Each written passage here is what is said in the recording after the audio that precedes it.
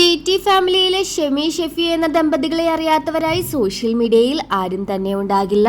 ഈ കഴിഞ്ഞ നവംബറിലാണ് ഷെമി വീണ്ടും പ്രഗ്നന്റ് ആണ് എന്ന വാർത്ത പറഞ്ഞുകൊണ്ട് ദമ്പതികൾ വീണ്ടും സോഷ്യൽ മീഡിയയിൽ എത്തിയത്.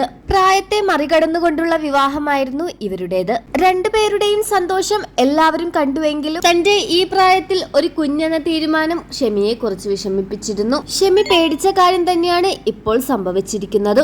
മകൾ ഐഷയ്ക്ക് കൂട്ടായി ഒരാൾ കൂടി വരുമെന്ന് അവർ വിചാരിച്ചെങ്കിലും അവർ വിചാരിച്ചതുപോലെയായില്ല കാര്യങ്ങളൊന്നും. തങ്ങൾക്ക് ഒരു പെൺകുട്ടി ജനിച്ചെന്നും കുട്ടി ജനിച്ചപ്പോൾ തന്നെ മരിച്ചു എന്നും ടി ഫാമിലി തങ്ങളുടെ സോഷ്യൽ മീഡിയയിലൂടെ അറിയിച്ചിരുന്നു.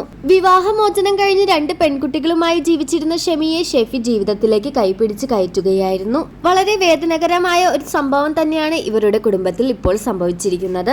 ആശ്വാസവാക്കുകളുമായി ഒരുപാട് പേർ ഇവരെ ചേർത്ത് പിടിക്കുന്നുണ്ട്.